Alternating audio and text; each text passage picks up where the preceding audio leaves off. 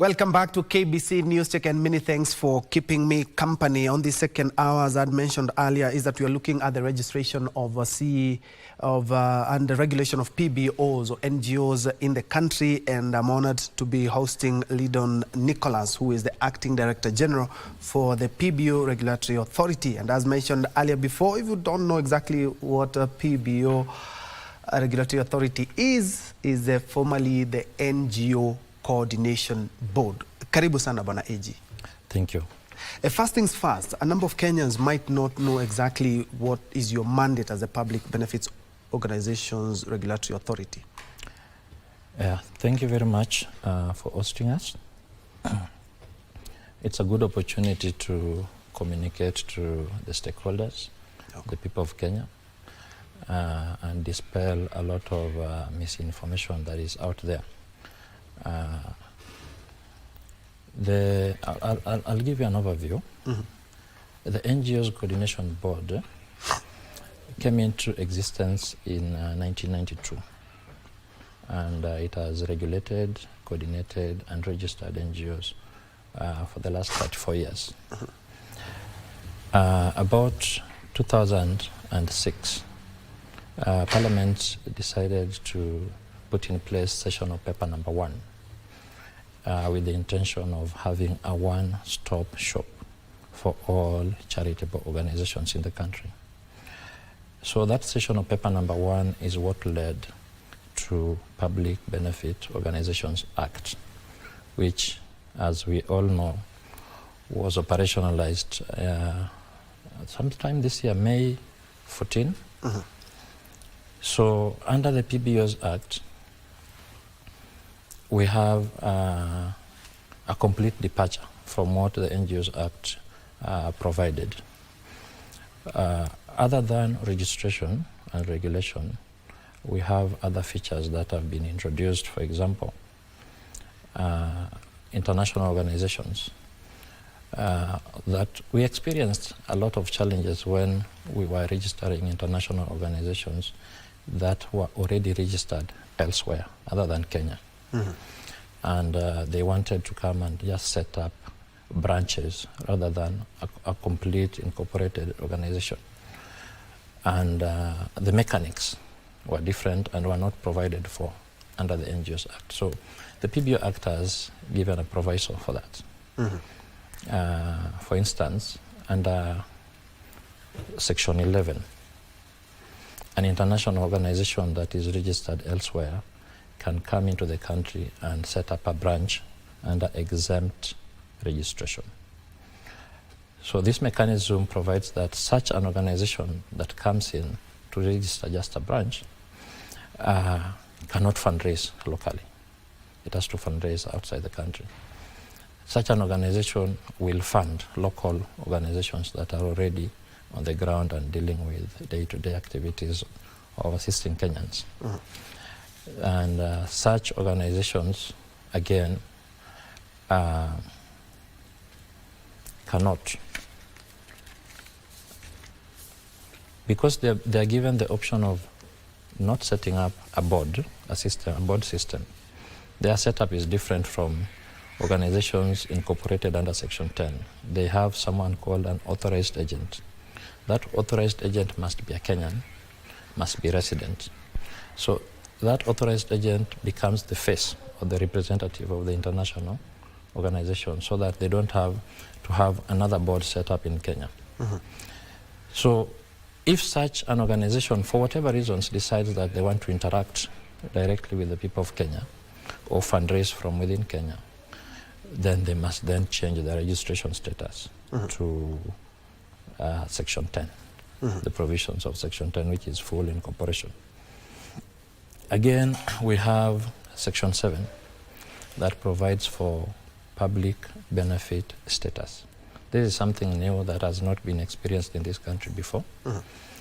And because the intention of Parliament was to have a one-stop shop, Section 7 provides that one-stop shop, because it does not matter where one is registered. You could be registered as a company, limited by guarantee, or a CBO, or a society, But as long as you deal in public benefit or charity, then you come under the purview or the ambit of Section 7, because now the law requires you to enter into an agreement with the PBO regulator on how you are going to run your charitable objects moving forward.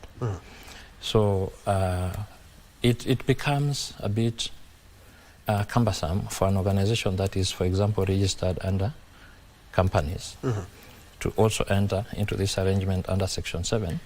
Then they end up having two regulators, the companies and the PBO regulatory authority. So to avoid that, it would be advisable for such organizations that deal in public benefit to come and get a registration under the PBOs Act. And what is the situation that we have right now in terms of registration and compliance? Because I think it's a month or so ago we had about 7,000 PBOs failing to meet the requirements.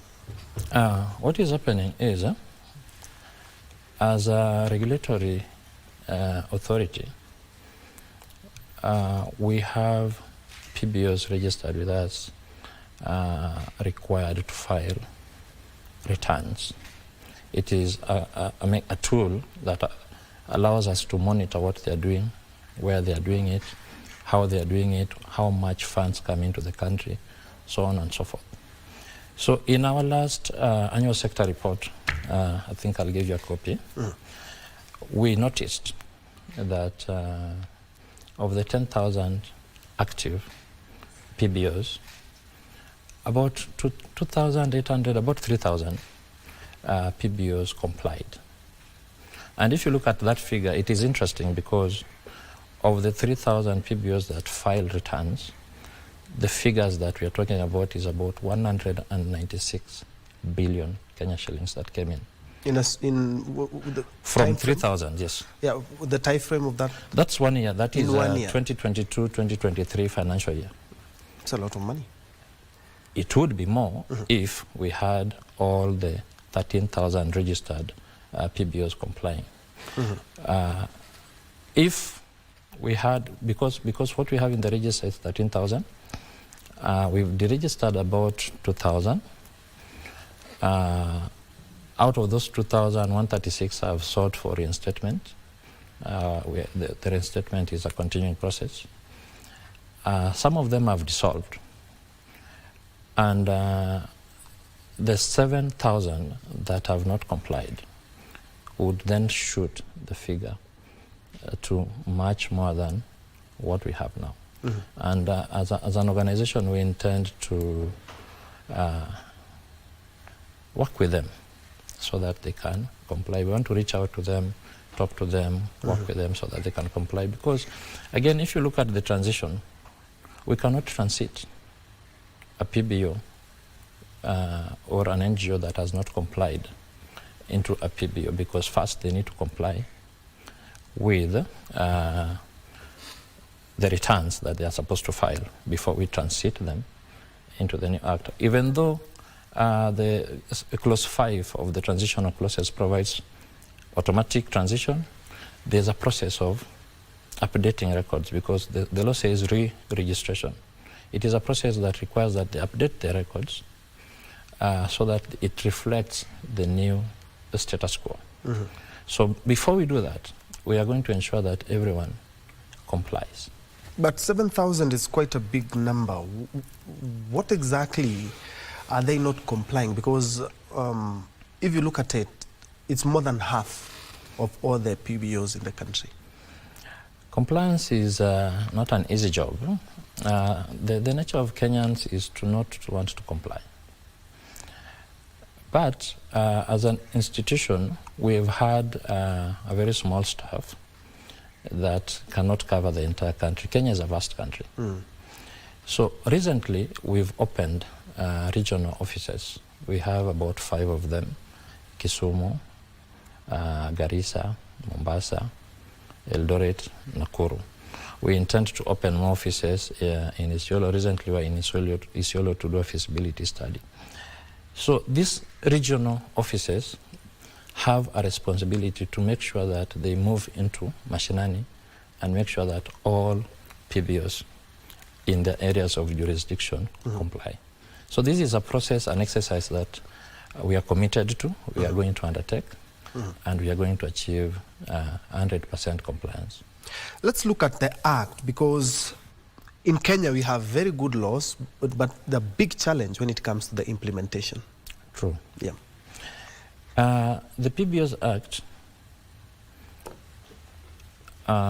since it was operationalized in May, is going to be implemented within the time frame that the minister gazetted, that is 1 year.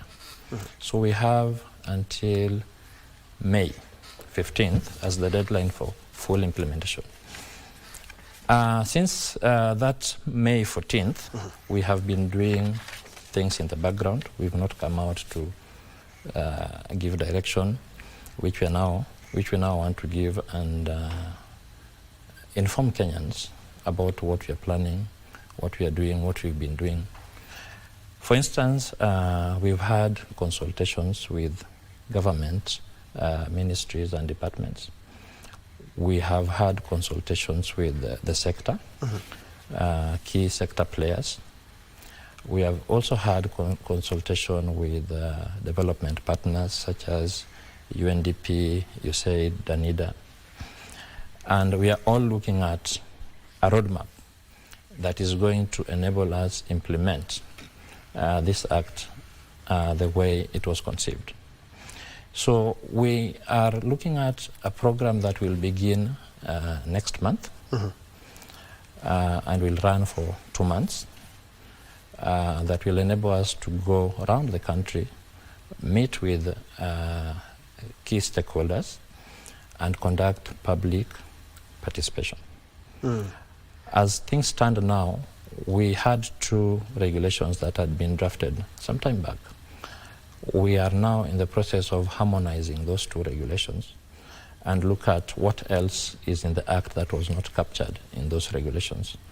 Once we do that, we are going to take that regulation and subject it to public participation. We are thinking we begin with Mombasa, then progress around the country, then finish with Nairobi. As we come to Nairobi, we will be seeking to hold a PBO summit that will have all stakeholders in the sector, that is development partners, government ministries, PBOs, ourselves and the private sector, that will come and then validate the document that will have come from the public participation exercise. And how is the operationalization of this Act, the PBO Act, how has it impacted the regulation of charitable organizations? A lot of things have been introduced with the coming of the new Act. For example, if you looked at the NGOs Act, it did not provide for an ADR mechanism. This Act has provided for a tribunal that should then handle all the issues that happen in the sector between PBOs, between PBO and the regulator, and so on and so forth. It also gives the authority the mandate to set up an ADR system, internal ADR system, that can handle these issues before they get to the tribunal. The Act has also provided for the Federation of PBOs. Under the NGOs Act, we had the council, the NGOs Council. But now we have a Federation of PBOs. Under that federation, we've gone even down and provided for forums. Then we have also provided for, under Section 27, we've embedded a code of conduct that is general to all PBOs. So we are saying that because of the freedoms provided for in the Constitution of Kenya 2010, no one is going to force anyone to associate with someone they don't want. So we are saying because of that, you can either run as a loner and be guided by Section 27 on the Code of Conduct, or you can join a forum which is then styled in either geographical setup or thematic setup. Or you can then become a member of the federation, which is the self-regulatory mechanism for PBOs, which should be an umbrella body for all PBOs. So a forum can join the federation, or an individual PBO can join the federation, or an individual PBO can run their own show. But then they get subjected to Section 27. So these are new things that have come with the Act. Public benefit status is also a new thing that has come with the Act, and it's going to be interesting because we are going to be working with KRA in terms of tax exemption for PBOs. All public benefit organizations or charitable organizations, they want to benefit from tax exemptions. They want work permits and so on and so forth.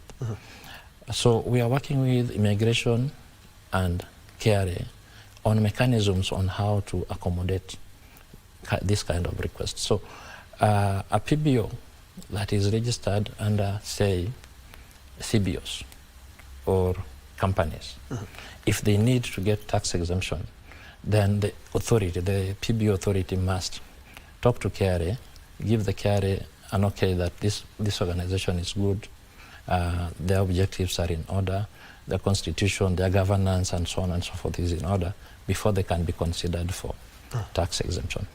So these are new things that are going to be very interesting to implement. Yeah, the next one here will be a hive of activities. Yes, very definitely. Once we have transitioned everyone and we have a deadline, we are thinking that by the end of this year, December, we should have the regulations validated. Latest January, around 25th. Once the regulations are validated, then we take them to Parliament for their input. Once that is done, then it comes to the Cabinet Secretary for gazettement. So we are looking at a program that will run up to the end of January, where we have gazetted regulations. That will give us about 4 months within which to transition the PBOs, because now it will be an easy task. What is hard is formulating all the forms, the statutory forms that we require for purposes of a smooth transition. And you know, we have to synthesize all the provisions of all the sections in the Act into, give them effect in the regulations. So once that is done, that is the hard part. Once that is done, the transition will be very, very smooth. And then we are looking at a system where we are going to put our operations online, so that someone in Mandera does not have to come to Nairobi to file returns, for example, or make an application for bank authorization and so on. So we are working on this simultaneously. UNDP is helping us with putting our systems online. So once we are done with this, then we are going to have to put everything online and move forward. And as an authority, how will you ensure that these regulations also do reflect also the needs of the stakeholders that we are talking about, the PBOs now? The reason why we are subjecting these regulations to public participation is so that we get the views of the stakeholders on what they need in terms of regulations. So those views that we are going to collect from the stakeholders are going to be synthesized into legal language, and that is what will be taken to Parliament, and that is what will be gazetted and then used to regulate. So there's no worry about that. And for you mentioned earlier on that there are over 3,000 PBOs who have applied for a review of the requirements that are there. What happens to those who do not meet these requirements? Will they be deregistered? Now, the 3,000 NGOs or PBOs that I mentioned are the ones that have complied with the law or the regulations, as it were, in terms of filing their returns, so that it gives us an opportunity to know what they're doing, how much has come in, and so on and so forth. The 7,000 that have not complied, we are going to reach out to them.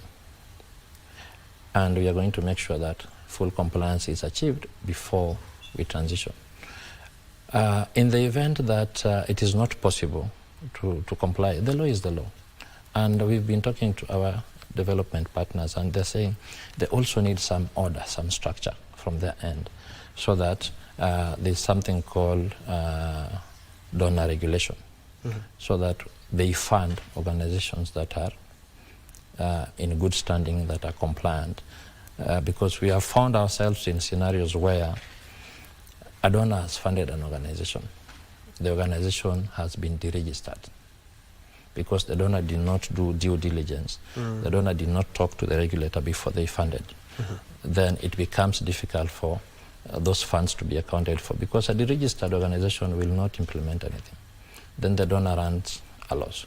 So we are trying to streamline the sector to make sure that donors are getting what is due for them, and the government is also getting what is due to it. This is going to help everybody, including the PBOs, because when you are compliant, you become attractive to a donor. And then a donor can then figure out how to work with you. And how does your report reveal about compliance of PBOs? And another thing, in terms of regulation, to ensure that the PBOs that come here in Kenya do not engage into matters, politics, governance, or even leadership, do not meddle in any way in a country. Just as you said, a lot are funded from outside. Yes, it is true that a lot of them are funded from outside. And one other feature that is in this act that is going to ensure that this sustainability and this funding from local funding is Section 65. Section 65 of the Act provides that a PBO can engage in income-generating activities. When a PBO engages in income-generating activity, it means that it can register and own a company. Then that company will engage in business and profits. Those profits then get plowed back to support the charitable objects of the PBO. So in terms of looking at sustainability and in terms of looking at, don't forget that donor funds are also dwindling. Donors are changing their gaze, their objective to other things. So PBOs need to figure out a way to survive. So as the donors bring in money, the PBOs have objectives. Before you get registered, we must look at your objective, your vision, your mission, and certify that it is in the best interest of the Kenyan people. Even as money comes from wherever out there, it is for purposes of supporting the objectives which we, as the authority, have certified to be good for the people of Kenya. So if, for whatever reasons, you divert those funds for other things, we will be able to know from the returns that you file. We will be able to see, because Section 63 allows us to carry out investigation and carry out forensic audit, investigative audit, look at your governance and everything, then determine that you are either doing other things other than the objectives you are registered for, or you are in good standing. Then we take necessary legal action. So granted, we have organizations that are governance oriented. Those organizations are always trying to keep government in check, looking at what government is doing in terms of good governance. That is what they're registered to do. Those are their objectives. So whatever funds they get is supposed to further those objectives. One thing I need to mention is that we have had a few organizations divert donor funding for other reasons. We have also had a few organizations obtaining, through false pretenses, money from the people of Kenya. And these are cases that we've investigated. Some of them are at the prosecution stage. Some of them are in court. And we want to caution the people of Kenya that before you engage with an NGO or a PBO, please check with the regulator. It is very easy to prevent than to chase money that is lost, because once it's lost, chances are the person will be prosecuted, jailed, but you still don't get the money. Or, you know, the complexities of the legal system. The easiest thing would be for a Kenyan or a donor that wants to engage with a PBO to write to the regulator and say, I need to do ABCD with this guy. Can you check if this guy is good, he's legit? More or less like a land search. Yes. Because then, if you don't do that, you get defrauded. Then you start coming back to the regulator and say, look, I engaged with so-and-so, they defrauded me. Where do we go? Where do we go to from there? Prosecution, investigation. Did you get your money back? Chances are no. So as we investigate, as we try to help, we want to also caution that people should check with the regulator before they engage. Have you deregistered some, because not all are complying to the laws of Kenya and even your laws as a regulator? And what happens to those who fail to follow the regulations? Maybe we have deregistered 2,500 organizations for various reasons. One, either they failed to follow or comply with the regulations under the Act, or they breached the provisions of their own constitution, because at the end of the day, those constitutions, once approved, they become part and parcel of the legal framework that governs that particular organization. Then there are organizations that disappear. They come, register, they are on record, but you can't see where they are. They don't file returns, they don't talk, they don't do nothing.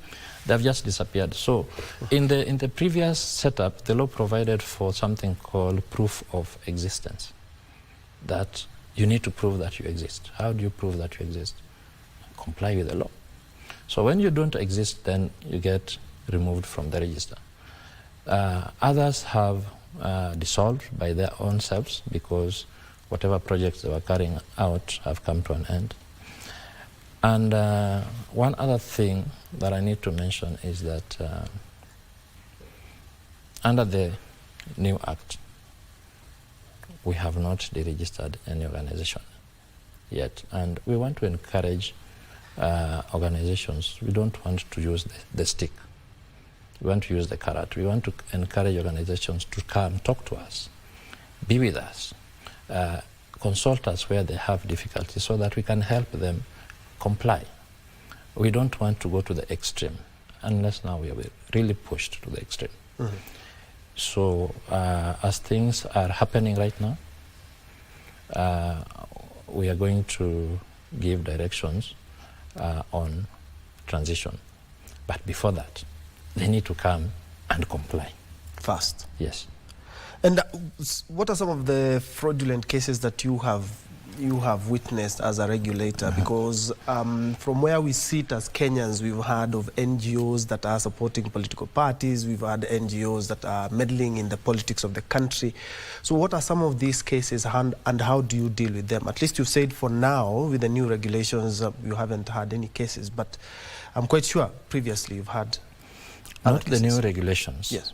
The new Act. The new Act. Yes. Yeah. Because we're in the process of formulating the regulations. The Interpretations Act allows us to use the old regulations to implement the new Act, insofar as its provisions are consistent with those of the new Act. Now, cases in the sector are very real, and they are not as political as people want to think. They are real cases, they are criminal cases. For example, you can have an organization registered, operating in areas that are authorized, engaging in obtaining. An organization approaches you, for example, tells you, I need 10 lorries of cement, I need 100 bags of rice, I need, then they give you LPO, LPO is a promise to pay, that they will pay within 30 days. Now, what you don't know as the supplier is that as you bring these goods and put them here, this organization is taking them elsewhere and selling them. When you come after 30 days with your LPO because now you want to get paid, the organization does not exist. It's no longer in the premises where you delivered the goods. It has moved. It has gone elsewhere. Then you are left with no recourse than to come to the authority to say, look, I supplied 8 million worth of goods to this organization. They have disappeared. I can't find them. Can we look at the register and see whether they exist?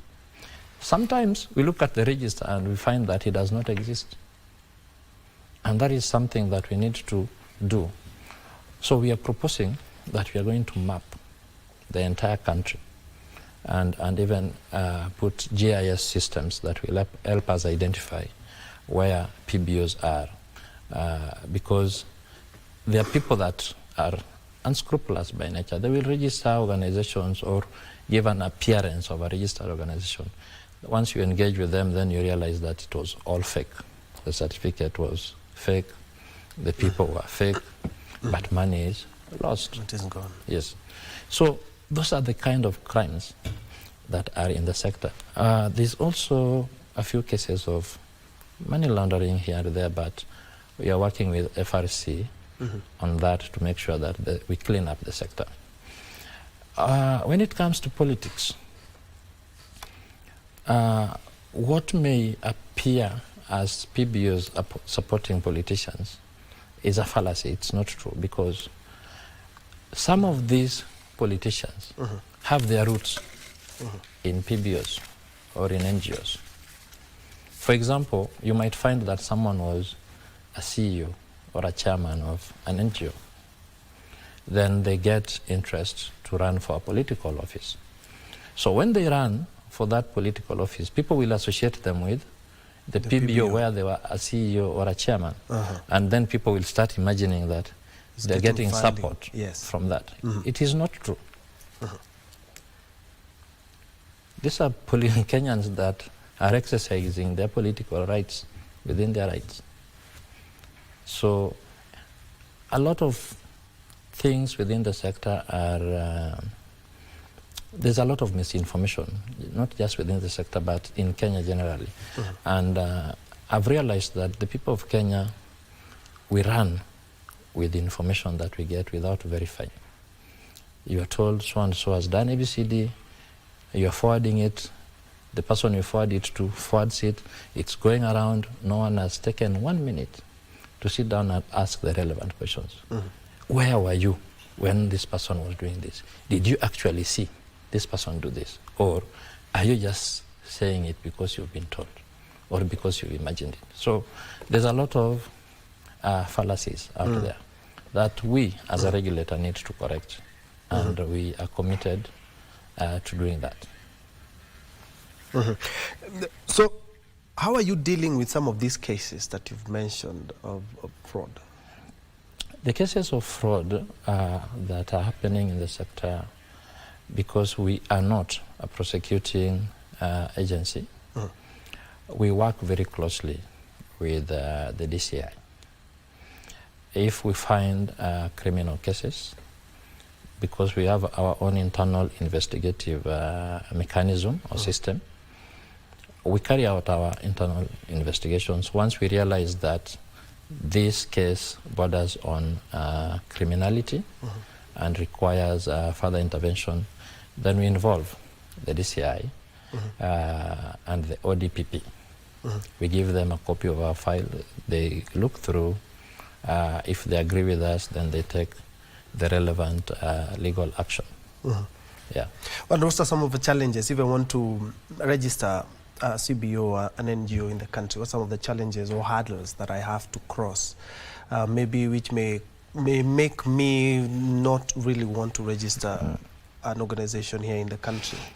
The biggest hurdle that we have in regulatory regime is the many organizations or agencies that engage in registration. For instance, we have societies under the Societies Act. We have PBOs under the PBOs Act. We have the Companies under Companies Act. We have CBOs under Social Welfare. We have trust, even though trust has been now moved to BRS, Business Registration. So Kenyans largely do not know how to differentiate all these registration regimes. And that is why we are trying as a government to delink and delineate these regimes to do exactly what they're supposed to do. And we are saying everyone dealing in charity, Pandey. Everyone dealing in business, Pandey. Everyone dealing with clubs, chamas, self-benefit, Pandey. So once we do that as a government and we are successful, then it becomes easy for the people of Kenya to decide where they want, what they want, and where they want to register. Registration is a very easy process. The law provides for the steps. For example, under the PBOs Act, Section 8 has given the steps: provide a constitution, provide minutes, provide ID documentation, provide good conduct, provide budget estimate of what you want to do, give us a location of where you want to do it. Those are very easy things to do. So once you put that together, then the next thing is now the internal processes of verification. This, what has been provided, for example, the Constitution, the objective says, I want to provide water for the people of, say, Kathiani. Is that objective charitable? Is it going to benefit the public? Once we certify ourselves that that is correct, then we proceed with, of course, the registration process. And also, we have to vet who is coming into the sector. Maybe someone has some past that is checkered. We have to vet and see that this person, because they are going to be handling public money. By the way, money that comes to PBOs is public money. They need to handle that responsibly. They need to be people that can be trusted. So other than internal processes, there's also vetting. And how does the government and institution like yours support the growth of CBOs and NGOs in the country? Are there incentives that are given to these organizations? Yes. Number one incentive is to provide a friendly environment within which they can operate. By putting up laws, you are signaling to anyone who wants to deal with such an organization that this organization is legit. They are regulated under this law, and therefore whatever they are doing is legal. That is number one. Number two, we are looking at tax exemptions. In the past, there was a blanket tax exemption that was given to PBOs, and this was abused by a lot of people. So KRA came up with regulations on how someone gets tax exemption. And as I told you earlier, we are working with KRA on how to set up mechanisms that will allow PBOs benefit from tax incentives. We have PBOs that have foreigners that want to come in and impart skills that are lacking in Kenya. We allow them to come in by giving them work permits. They come, impart those skills within an agreed period of time. Then they go back home, they leave Kenyans with skills that can help them earn a living. Yes. And I've seen that you have a 3-year roadmap for integrating in PBOs in the new system. Kindly outline that. The 3-year roadmap plan was done as part of preparation for transition. Phase 1 involves coming up with instruments that will allow us transit, like the regulations, right?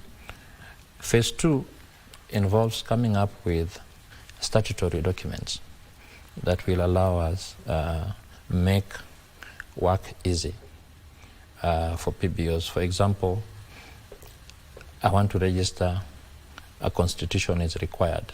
I have no idea how to go about that. I'm not a lawyer, but I need to. I don't have money to pay a lawyer to help me with this process. What do? We, as the authority, provide a draft constitution that can then guide you on how to go about it. We have international financing reporting system that we are also coming up with as part of this phase 2, that is going to guide auditors that are auditing these PBOs in terms of how the parameters within which they should carry out the audits. Then phase 3, once people are transited, is now regulation, ensuring that there is total compliance, ensuring that the people of Kenya are getting what is due to them. What are the future trends in the NGO regulations? At least we have an act now, and you're working on the regulation framework. Future trends, we are looking at a scenario where we are going to have an influx of organizations, because we, under this act, now have a wider mandate. We have many, many institutions that deal in charity without proper registration. For example, we have churches that carry out charity. Who checks how that charity is carried out? Where is this registered?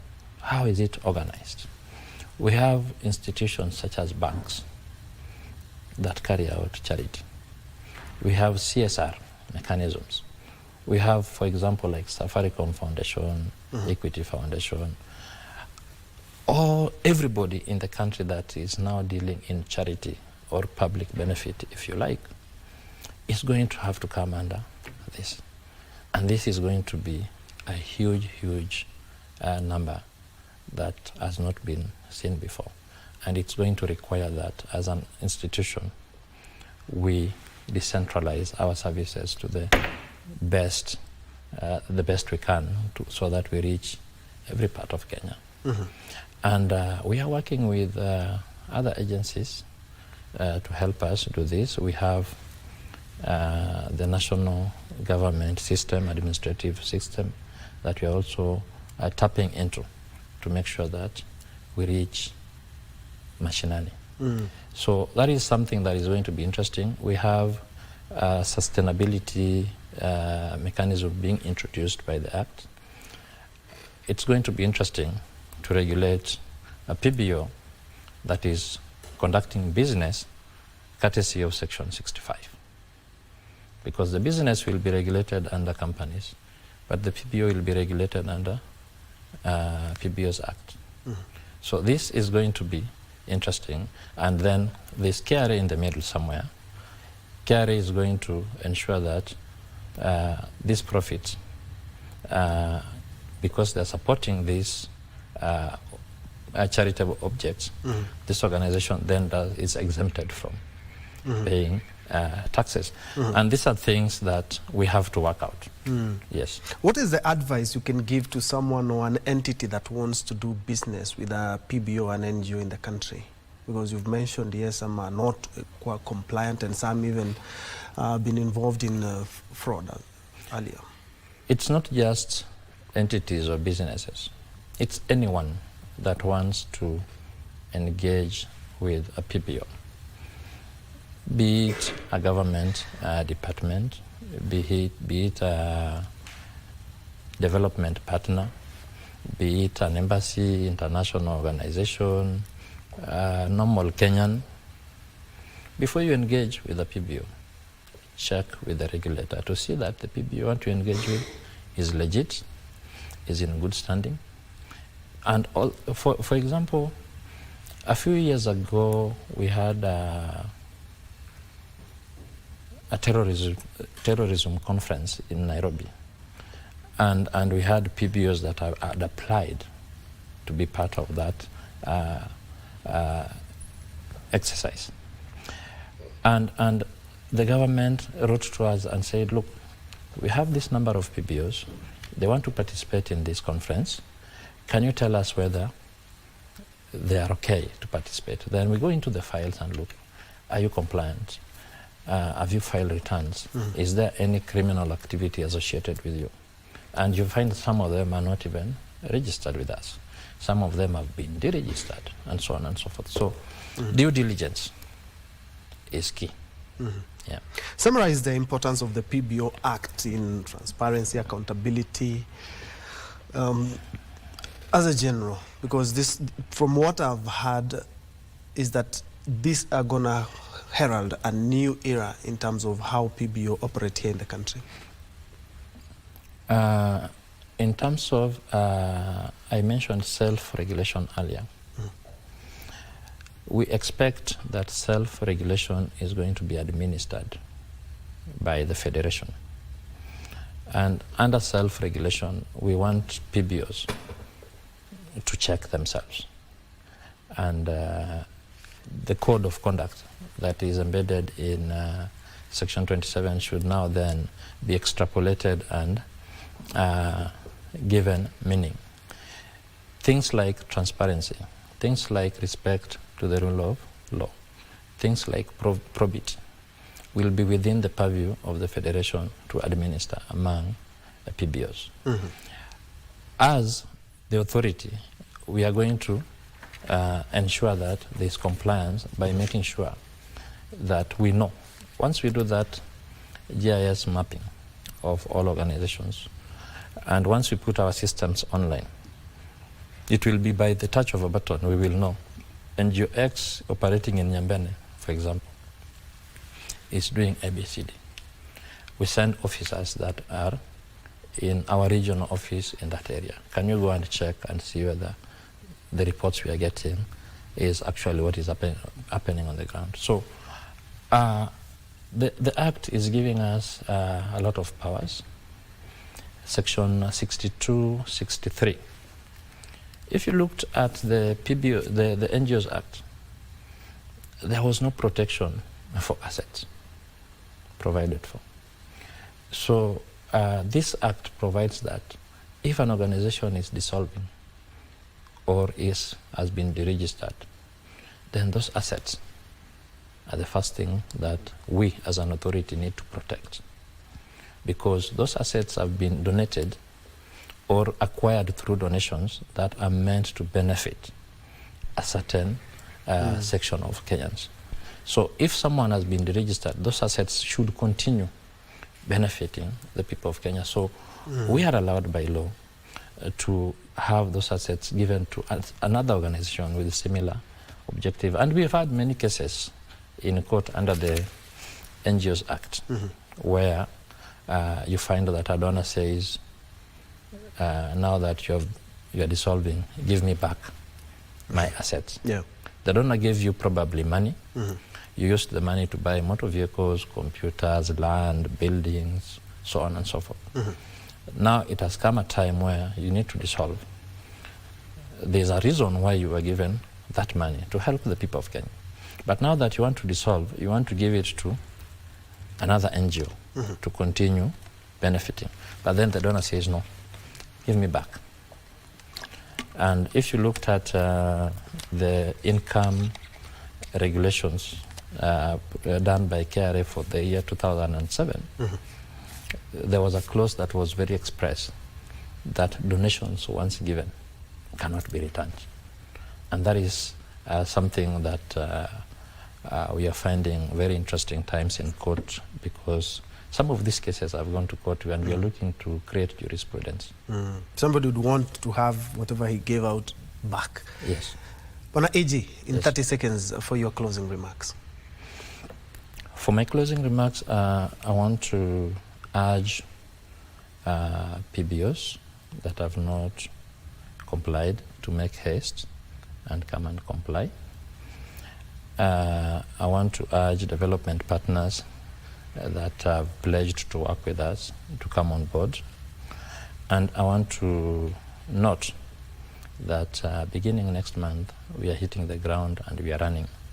We have deadlines, we have timeframes, and we are committed to meeting those deadlines and timeframes. And we are going to use resources that are available to us, even as other people want to come on board. And we are consulting everyone. We are consulting the sector, government, and other stakeholders. Lidon Nicholas Otieno, who is the Acting Director General for the Public Benefits Organization Regulatory Authority, formerly the NGO Coordination Board. They're telling us more in regards to registration and regulations of PBOs or NGOs in the country. That's where I put a cap. Join us for more in our social media spaces and also in our subsequent bulletin, and especially now from 12 to 1 is the Swahili version, that is Tamrini with Kasichana Masha. My name is Bentro Njue. Brian Muraru has been our sign language interpreter for this live program. Thank you so much for joining us.